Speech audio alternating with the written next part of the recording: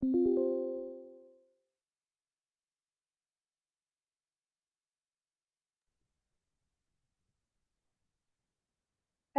greetings, everyone. We're going to make a start. Thank you so much for joining us today, for your interest in your work through the Kiwa community on human rights, including gender equity, disability, and social inclusion. My name is Mathilde Kraft. I'm the Kiwa Technical Assistance Coordinator at SPRIP, and I'm very pleased to welcome you all today as we present the new resources that we've developed on the topics for nature-based solutions, but hopefully helpful in any sector in the region to progress these issues. We had a first set of tools developed and published last year. I hope some of you have looked at them and used them. We're still welcoming feedback on those.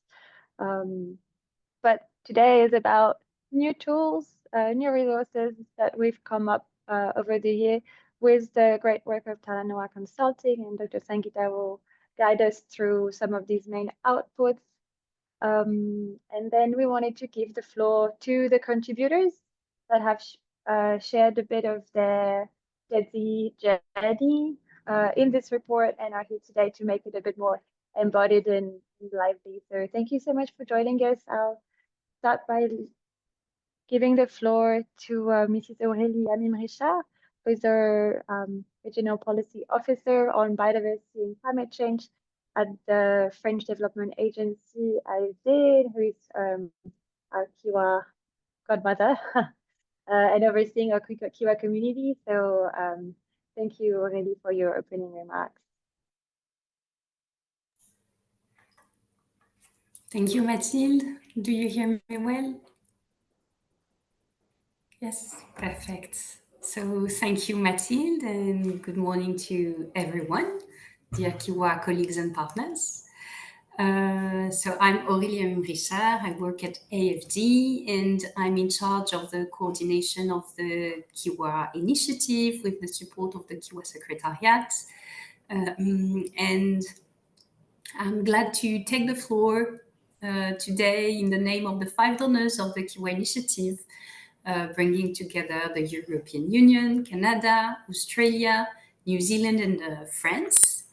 With 77 million euros today, the Kiwa Initiative counts a growing community of projects, with currently 17 local projects managed by our partner IUCN Oceania, and currently 9 regional projects across the region, with, we hope, more projects to come in 2025. And well, as we come together today, I'm proud to witness the collective results of our joint commitment on GEDSI.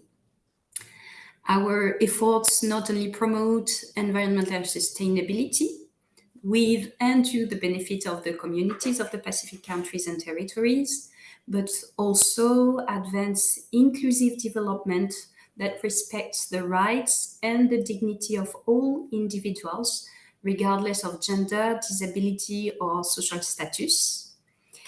For this, from the outset and throughout Kiwa development, as the initiative has grown and projects have moved into implementation, a rights-based, gender-sensitive, and socially inclusive approach to nature-based solutions has been an integral part of our joint action.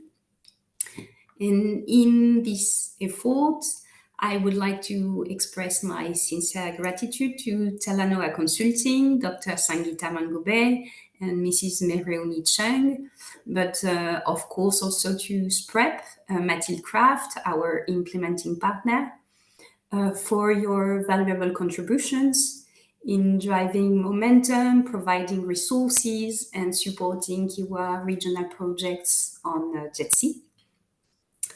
The publication today of GEDSI-related videos, case studies, and lessons learned, as well as the launch of GEDSI e-learning module, provides valuable resources for practitioners working on NBS in the Pacific and hopefully beyond.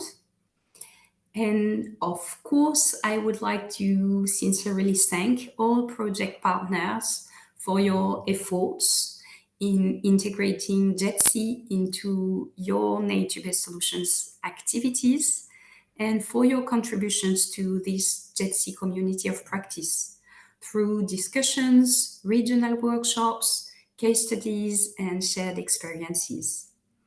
And thank you very much for your stories from the field you are about to present and to share.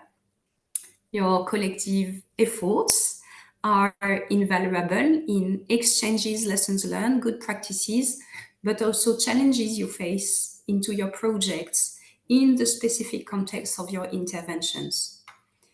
In this respect, I would like to share with you that the resources previously produced and already produced thanks to this Kiwa GEDSI community of practice, in particular toolkits on GEDSI analysis, on human rights, are very widely downloaded from the Kiwa Initiative websites from many countries and territories in the Pacific, in both English and French.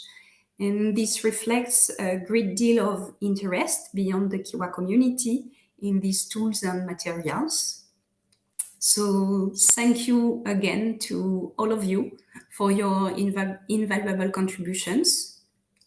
Together with our partners at SPREP, SPC, and IUCN, and with the dedication of Kiwa project leaders and other stakeholders within the Kiwa community, we will, I am sure, continue to champion the mainstreaming of GEDSI principle and measure progress in each project in its unique context. So I hope you will find these publications and training material useful. They are valuable tools for the Kiwa community and other practitioners. And of course, I encourage you to share them widely within your networks. Thank you.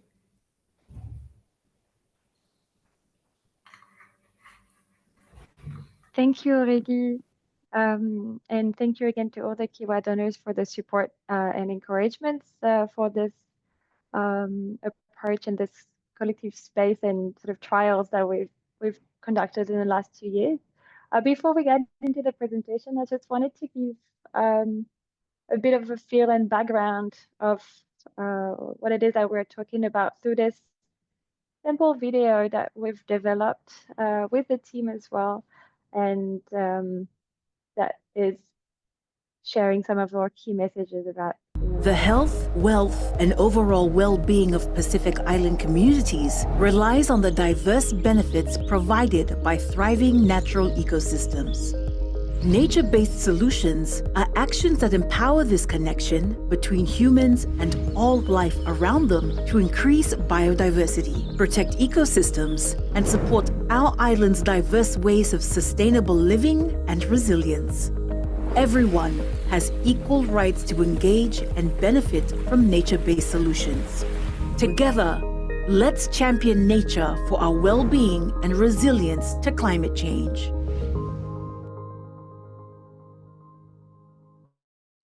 Thank you, and the full video is available on our Kiwa YouTube.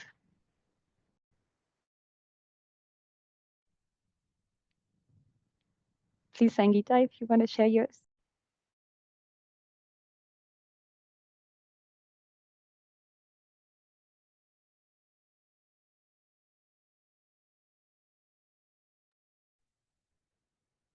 Okay, great. All right.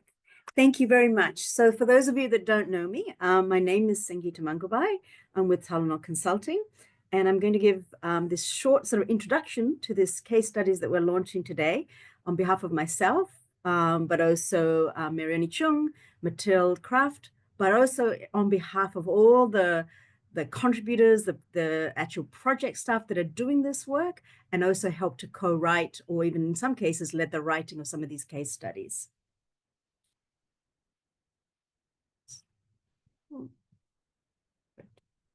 So when Marianne and I first started looking at, we were doing training, looking at what kind of training materials that were out there, we started to look for where are these Pacific-centric examples of how GEDSI, so gender equity, disability, and social inclusion, has been integrated either into nature-based solutions or more broadly into conservation.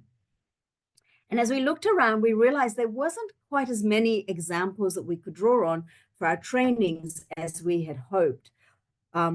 And so what we realized is that we actually need a lot more, because people really were asking for, well, give us an example from the Pacific of doing it this way, you know, of integrating it into my nature-based solutions that I can learn from. And so the Kiwa Initiative, because it has such an emphasis and interest in integrating gender equity, disability, and social inclusion, GEDSI for short, into nature-based solutions, it suddenly became this really unique opportunity to actually start to capture some of those lessons learned, some of those case studies, so that we had case studies that we could draw upon, that we could be sharing across the Pacific and all learning from. So funded through, obviously, the Kiwa Initiative and going through SPREP, we worked with each of the practitioners to identify what sort of work they were doing, what specifically the approaches they were using to integrate GEDSI into their work, and started to develop a series of case studies. When we got the collection of case studies together, we wanted to see, well, what principles or what GEDSI principles do each of the case studies start to speak towards? And so what I'm going to do is present for the next few slides some of the key principles that the case studies really showcase. And so for each principle, there might be one or two case studies that demonstrate that. But like a good book, I'm going to tell you a bit of a flavor of what's in there, but I'm not going to tell you the ending. So the first principle that really strongly came out was we had a great case study around free, prior, and informed consent. Now, free, prior, and informed consent is not new. It's been around a while. But doing it through a GEDSI lens has meant that the organization, the Wildlife Conservation Society, was actually looking at specifically making sure that as they did the free, prior, and informed consent, all the groups that they could interact with and were interacting with were consulted. So this included everything from thinking about what groups often get left out maybe of FPIC processes and being more deliberate about including them in the FPIC. And so these are sort of women or other marginalized groups that might not necessarily have a say in projects coming into their communities. Second principle was about this intentional inclusion of marginalized and underrepresented groups. Often it's very easy for us to go in our proposals, yes, we're going to be inclusive, yes, we're going to include women, we're going to think about who's underrepresented, but what does that actually mean in practice? And we've got some really great case studies of how this is being done in practice, led by BirdLife International, and in particular, a strong focus on looking at, they had some specific approaches that they are using around their work around invasive alien species to actually integrate to make sure that they're including groups that are often left out, for example, women, but in particular, they also presented a case study around the inclusion of a person with living with a disability as well.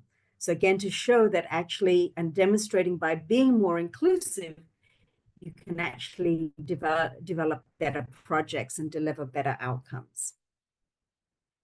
So I'm not going to go through each one in detail because we won't have enough time. I just want to make sure give you a flavor of that over the next 10 minutes. The next principle is a GEDSI analysis. And this is really important to do, in particular when you're starting a project or especially working in a community you've not really worked in. And this is all about really making sure we understand the principles around understanding the gender norms, the dynamics, the relationships that might exist in that project, exist in a community or the place you're working. And then if we understand it, how that's going to affect our project design, making sure that the analysis and an understanding of the GEDSI considerations at a site are integrated in the way we design a project and implement a project.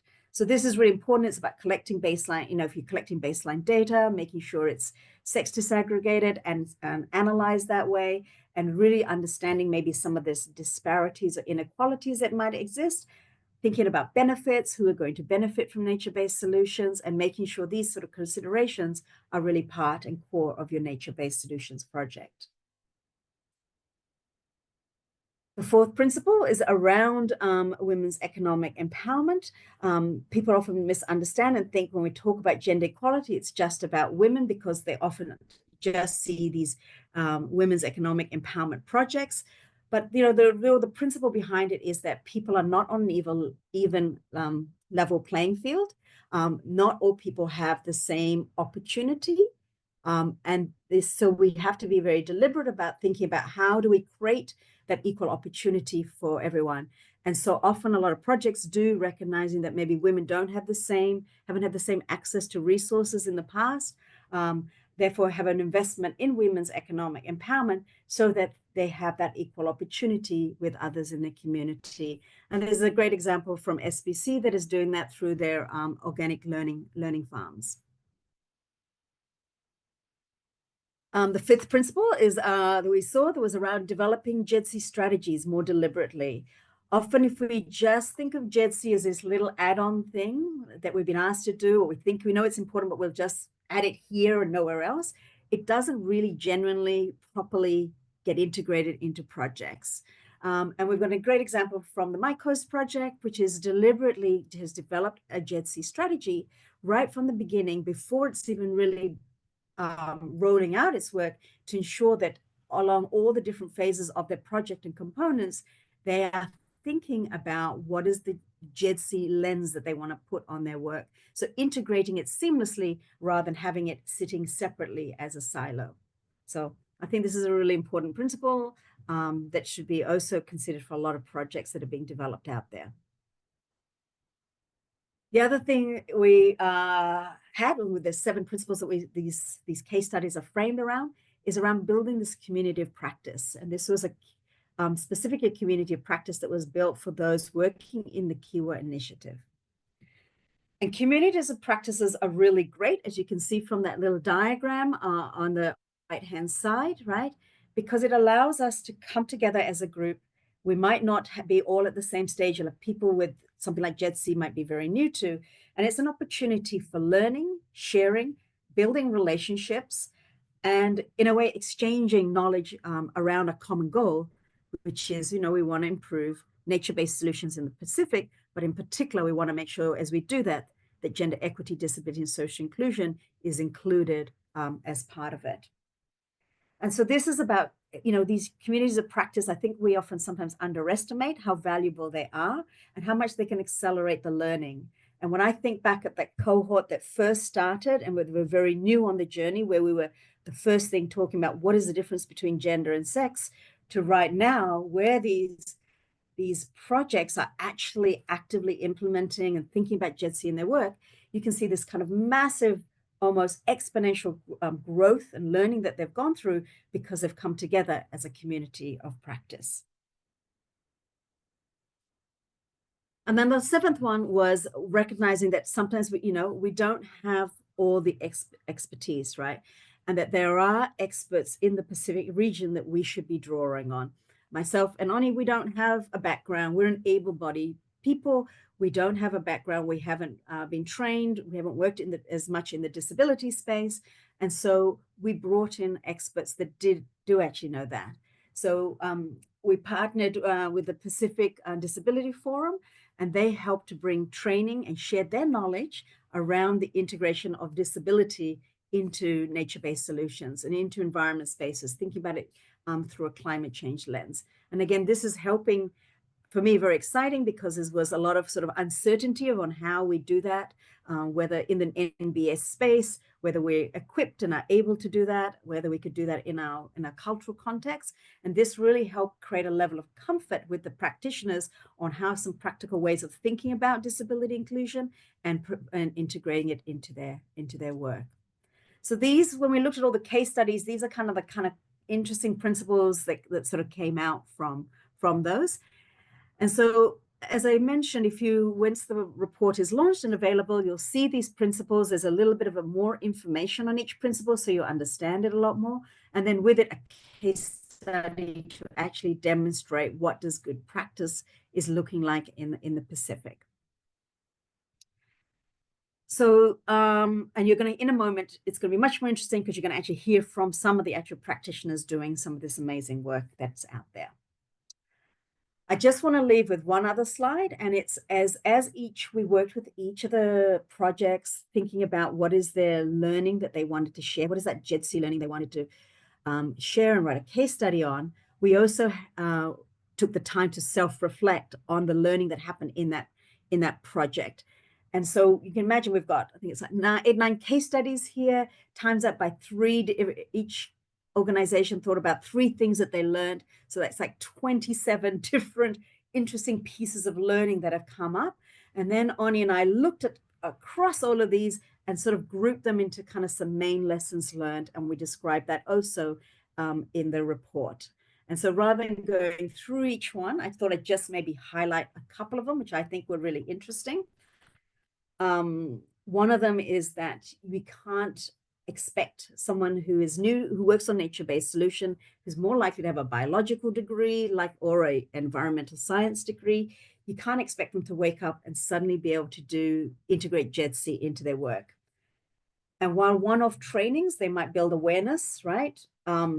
It doesn't really get someone on their journey to be able to do this in their work. And so I think one of the really key learnings that kind of came up a lot is about if you're investing, you need to invest in ongoing training, mentoring, kind of skills building, in particular, to be able to do this well. Another sort of key learning that came up, I'm just going to highlight another one, is around thinking about that that cultural practices of inclusion. That one you can see number 3 there, I'm going to highlight. And a lot of the learning around this early learning is around Pacific cultural systems, how they are very deeply rooted in kind of communal values and respect for kinship, and that there are ways of working within our unique and really special cultural systems to actually create pathways that support GEDSI integration into the projects that you're doing with your local communities. And in many of these cultural contexts, women have for example, have very significant roles in their family and communities, have their own knowledge on natural world. And so there is a way of building in different groups who are often might be less consulted with or have less opportunities to participate in nature-based solutions, to really bring them into the fold. And I think these examples, are really great for people finding ways where it's very comfortable to integrate GEDSI into culturally significant spaces in the Pacific in a way that feels organic. So it feels very natural, but also feels like we're being very respectful of Pacific Island cultures. So those are just, I know it's very brief, but just a bit of a snapshot overview of this case studies and the lessons learned that we've pulled together over the last 6 months that we're very, very excited to be able to share with you. So with that, I'm going to hand that over back to Mathilde and to have some of the practitioners share their stories.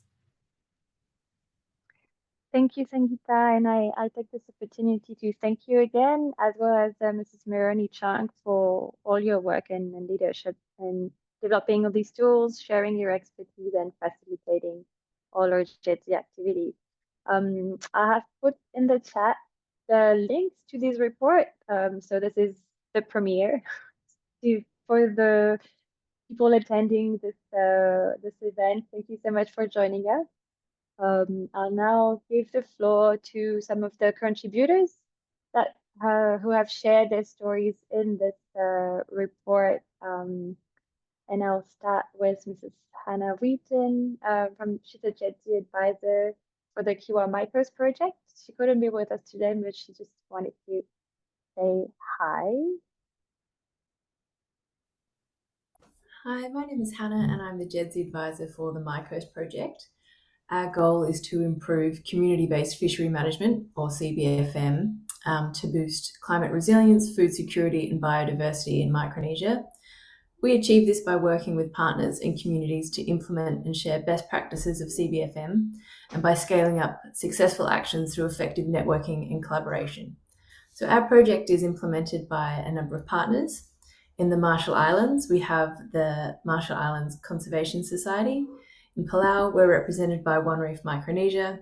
In Nauru, by the Nauru Fisheries and Marine Resources Authority, in FSM by the Conservation Society of Pompeii, the Kosrae Conservation and Safety Organisation, One Reef Micronesia Office in Yap, and the Marine Environmental Research Institute of Pompeii. We're also supported regionally by RARE and Sea Change. We're really happy to share our case study with you on how we developed our GEDSI approach for our project, and we hope you enjoy reading it. Good morning. And I just want to highlight that Hannah, with all the partners from MICOS, have developed a great GEDSI strategy for their MICOS project on community-based fishery. You can hear more about their journey integrating GEDSI in the case studies report, but their strategy is also available on our Spread virtual library if you want to have a look. It's a very interesting document. I'll now hand it over to Mrs. Bernadette Fonseca. She's the Blue Ventures Timor-Leste country director and leading a Kiwa local brands project there. Everyone, I'm Deta Fonseca from Blue Ventures Timor-Leste. Today's presentation is about GEDSI and its integration in Blue Ventures programs. Our programs and activities align to the Sustainable Development Goals, Gender Equality number 5, Climate Action number 13, and Life Below Water number 14. Our approaches in our activities program, in every program, GEDSI is cross-cutting issues. We ensure that marine conservation benefit to all members of society by adding GEDSI component to its activities. GEDSI is embedded in our approach to fisheries management, ensuring women, persons, vulnerable groups, and marginalized groups, persons with disabilities, actively participate, not only to participate, but give this chance and opportunity to discuss, to raise their voice and issue to the plan and to the development of the strategy in their own communities. Community-based fisheries management, secure rights, food security, and financial inclusion are our pillars.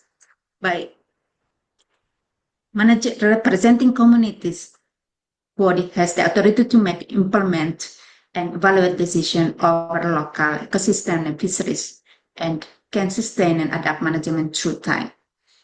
When we implementing secure rights, coastal communities have clear legal rights to access, use, and manage their local resources.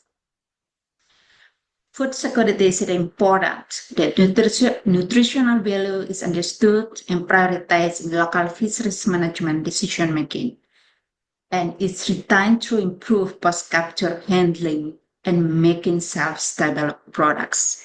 And then financial inclusion is important, that fisher households have mechanisms to ensure, retain, and protect their income and assets. And at the moment, we cover 14 communities in 4 municipalities, and we will scaling up not only in the north part, but to the south part and other communities that they are needed the most.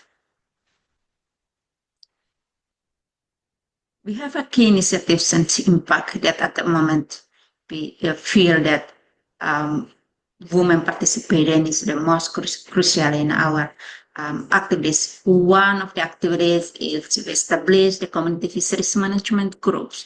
This is a voluntary group that from the community to support the data collection and data monitoring, put into the form and then delivered into the COBOL, and then analyze the process and then presenting back to the community to make a decision. This is the way of empowerment, engage women in the fisheries, but in the data collection and data for decision making.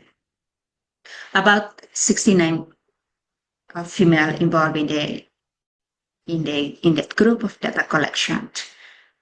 And why we involve the only women, because of the women empowerment. Most of the fishers are from men, so that the data collection can be women, so that they listen about the gender equality in the process.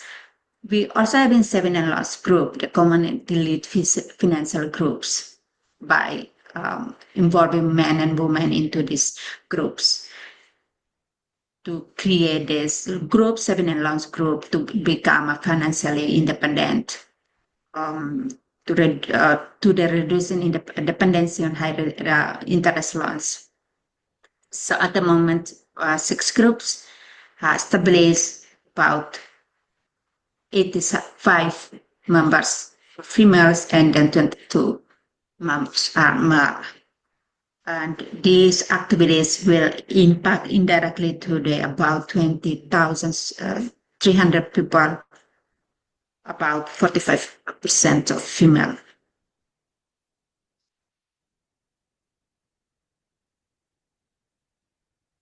Why this one is important? The lesson learned, it has been there. Inclusion requires cultural awareness.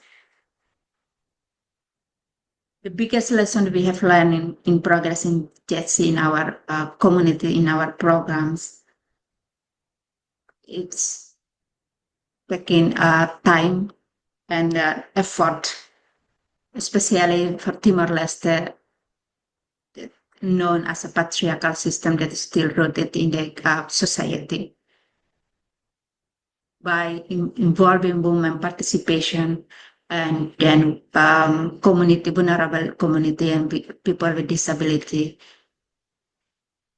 to our initial activity and program, and then with trust and respectful dialogue, and then strengthening women, female representation in leadership.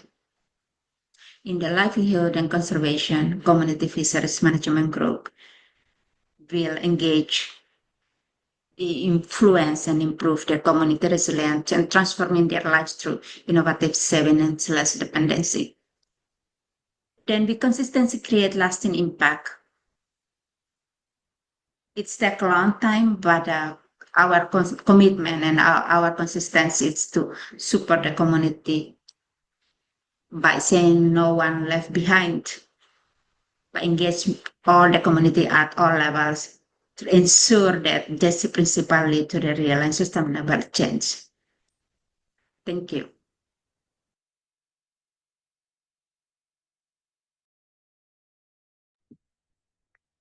Thank you, Bernadette. And Bernadette is here with us today. Joined us directly back from the field. So thank you, Bernadette, for sharing your story. I'll now hand it over to Mrs. Fortino Fatiaki, the Organic and Agroecology Production Systems Officer at SPC Point.com. And she's working on the Kiwa Pacific Organic Learning Farms that were in share, but she was a great contributor to the case studies report as well. So thanks, Fortino, over to you. Thank you everyone, and good morning. My name is Fortino Fatiaki, and I'm currently representing the Pacific Organic Learning Farms Network project. And this is not the title of the project, it's the title of the case study that we would like to showcase. But I would also like to mention that it's not limited to the case study, but also additional GEDSI work that we have done in the project.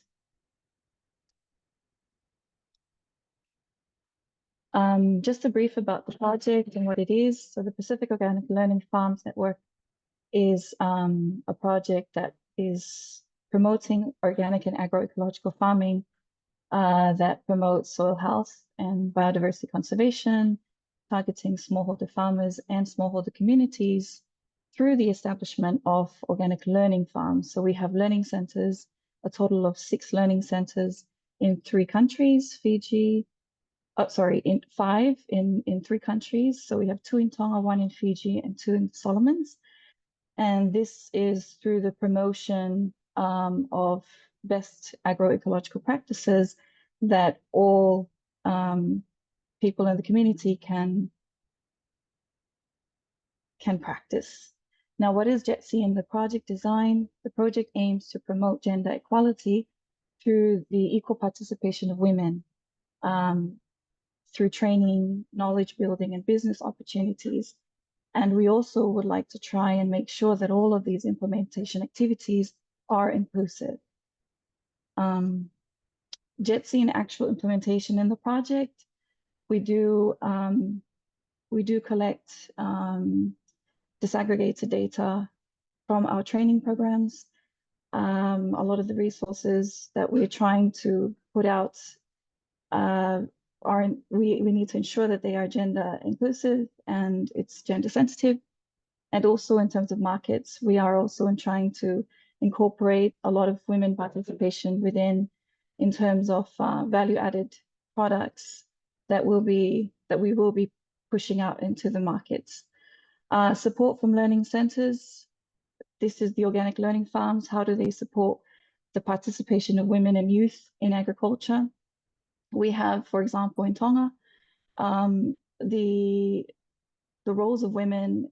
I mean, the roles of women in the Pacific is quite unique in that they do have domestic duties prior to being farmers.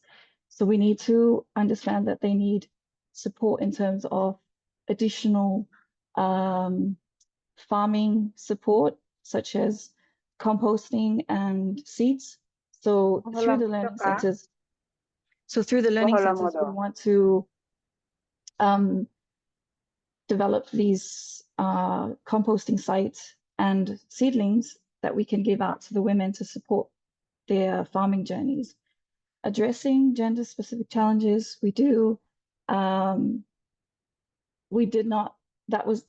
can say that is one of the challenges of our project, is that we didn't do a proper gender analysis in the beginning. But as experience from our project, it is very important to do that prior to implementation. And that is where you can identify some of these challenges, gender-specific challenges. So through that, the project was able to identify that in some countries, land ownership is specific to male. And in order to engage women participation, we encouraged our in-country coordinators to make sure that women farmers also are able to apply to become a farmer, a first circle farmer.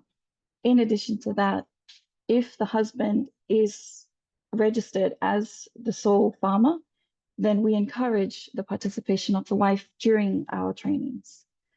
Through traditional farming practices, we like to document and highlight the traditional farming practices that women are focused on.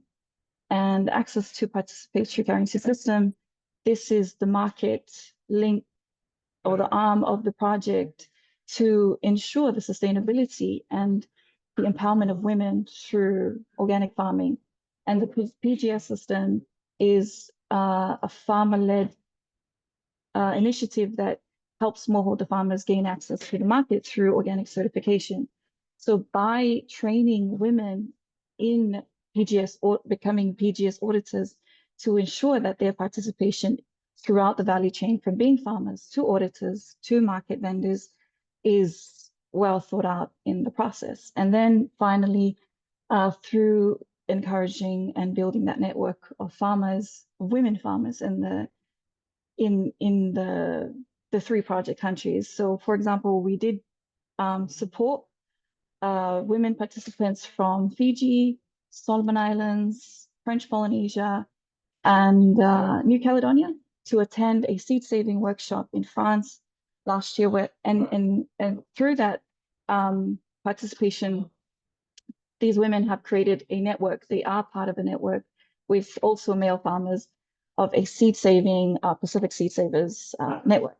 So these are some of the activities on how we are incorporating GEDSI within the project. And I would like to highlight that yes, there were a lot of challenges, as alluded to by Sangeeta, in that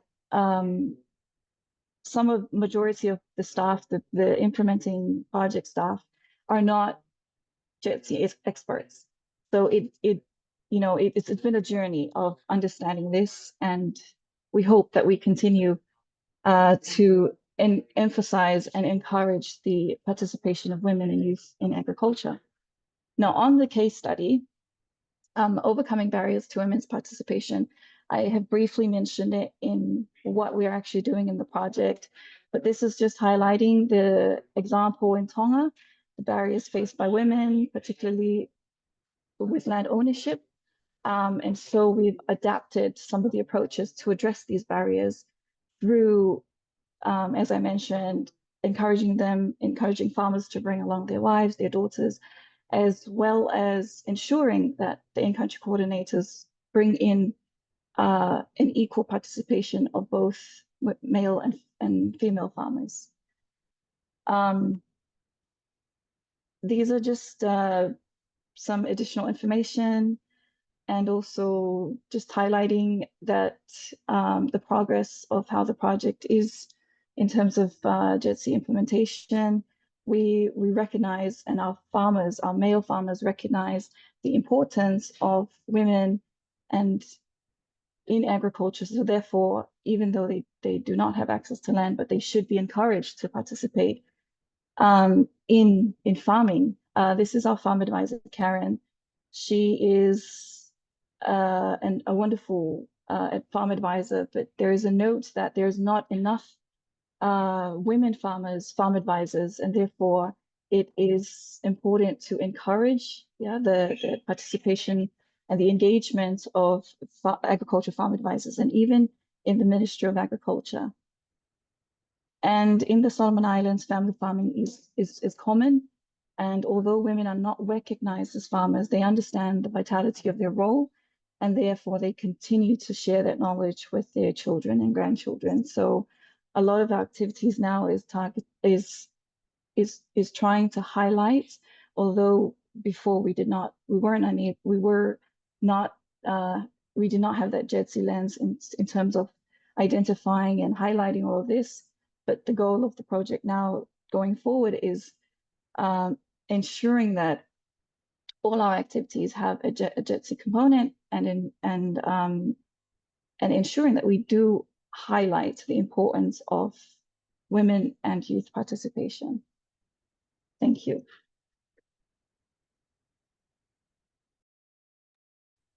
Great. Thank you so much, Tino, for sharing your story and also the challenges and your ability to adapt and recognize the oversight and progress. So thank you for sharing, and just on your way back from the field as well.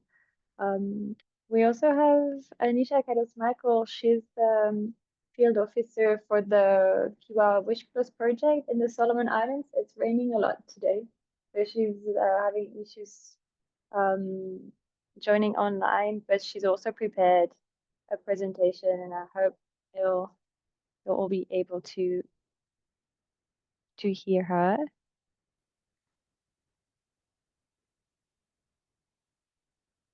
They've also gone on an interesting journey. Hello, my name is Anisha Michael and I am from Solomon Islands. I work with Kolobangara Island Biodiversity Conservation Association.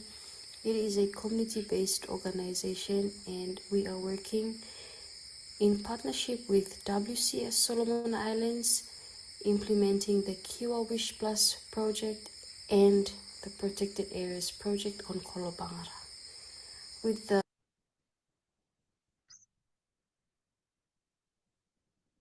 Kiwa Wish Plus project, we are supporting WCS in implementing the project on 8 different communities on the customary land. The difference that integration of GEDSI made in our activities were by empowering the marginalized group of people in the communities, the women, the youth, and the people with special needs, to be able to raise their concerns, speak their minds freely. It also breaks barriers in terms of leadership roles. The Melanesian culture, usually the men are the key people in the communities, but that has changed in the communities that we've been working with.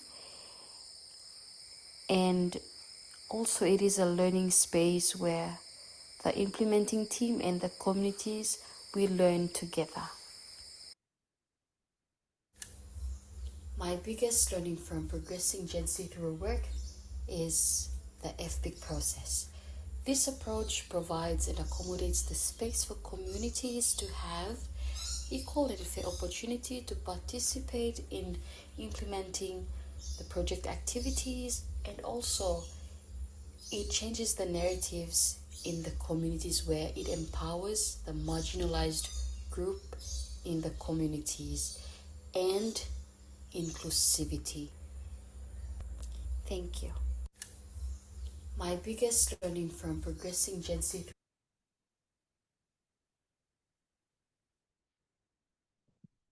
Thank you. Yes, we've tried to involve as many participants as possible. So thank you for bearing with us with the technique, and just want to highlight that, yeah, the great work that Anisha is doing with the communities and in the Solomon Islands, and leading that process and participating to our GEDSI activities. I'll just open it the floor. We had another question. We had an answered question from Tubo about the examples of cultural practices for inclusion, where Sangit replied, where communities have established women's groups. Yes, the project works with them. So working through women's groups is a great mechanism to engage and support women's engagement in nature-based solutions. We had another question from Lysenia. Maybe Tino, if you want to answer live. Yeah, sure. Hi, Lysenia. So this is in reference to the Pacific, I think it's the BBWP project. Unfortunately, I was not part of that, but from my understanding, they did, I think they were not able to support in terms of market access, as I think the main focus of North Pacific farmers were not solely for market access. So yeah, the BBWP did only a couple of participatory guarantee system trainings. And they've also, so there's two members of one from FSM and one from Palau that are part of PORTCOM. They've become members of PORTCOM, and that's as far as I understand about that project. I'm sorry. Thank you.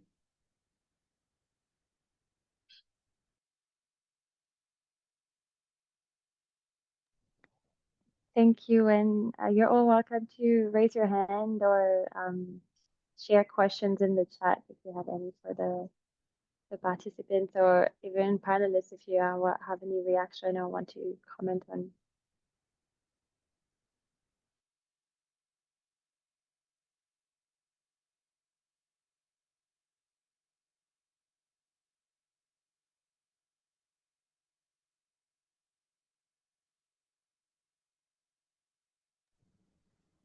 Yeah.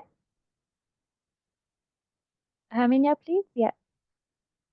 If you want to share your question.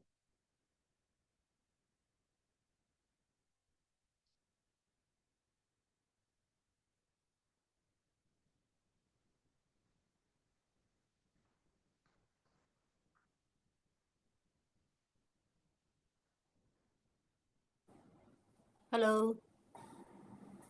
Hi, we can hear you. I'm Erminia from Permatil, Timor-Leste. So this question is delivered to Bernadette from Blue Venture.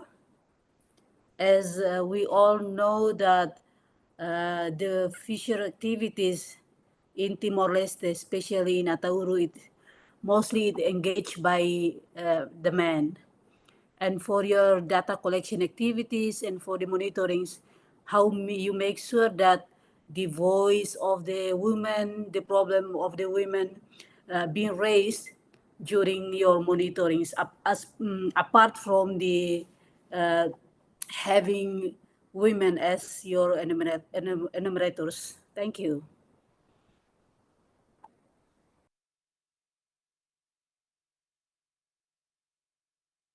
Well, should I answer right away or should I need to wait? No, please go ahead. Thank you, Bernadette. Thank you, Manarminya. Yeah, for data collection, women that voluntarily involved in the data collection, we call it lending and monitoring data collection. They help the fishermen, mainly the men go for fish